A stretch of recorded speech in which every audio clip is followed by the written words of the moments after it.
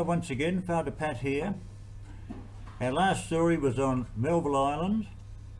This next story is about the island next to it, Bathurst Island. The two islands are separated by a narrow body of water called Apsley Strait. And so down at the Mission, Bathurst Island, about 3 or 4 days after the cyclone, so maybe about the 26th, 27th of December 1974. And everyone was looking at the people who were making their way back from Darwin in boats, and they were telling us about the cyclone damage there in Darwin. And so we weren't surprised really when a group of about 10 or so Japanese sailors walked into the Mission. I wanted to see the one in charge, that was Father Michael Sims, and they explained that they were from a Japanese tuna vessel called a Konpura Maru, and the cyclone had damaged the electrical works, were hit by lightning, and their boat rather, drifted into Bathurst Island and hit the island, and that's where they stayed. So they got off, and they knew from their maps that there was a mission, and they walked around to the mission, gave themselves, they said, here we are, we need food and help.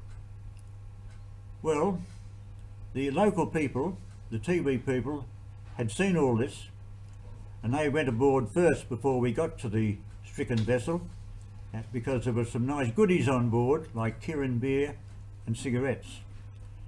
But what also was on board were frozen tuna.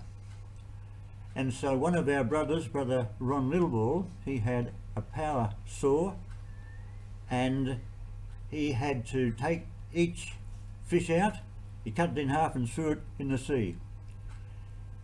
And so Father Sims said, well look, we don't know what to do with it, Darwin can't help us, they're flattened, so I just want someone to supervise this boat until I know what to do with it. In the meantime, there was a salvage expert roaming the seas in his vessel. When he spotted it, he towed it around to the Mission. So that was a bit of a help, we thought.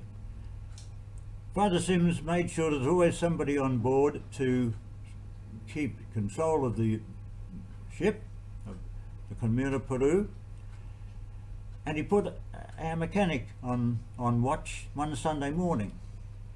And while we were at Mass, 10 o'clock Mass, our salvage friend towed the boat back to Darwin. Joe said afterwards that he went to sleep on deck, and he woke up because he could feel a rocking, and he looked around, he was out in the middle of the ocean. However, he was taken back to Darwin, and the mission authorities after a few days had a bit of a meeting to see what to do about all this. The Japanese were flown home with nothing, and the mission received a donation for their work, and the vessel itself ended up in the hands of our salvage man, and we hope it all went well for him. Thank you.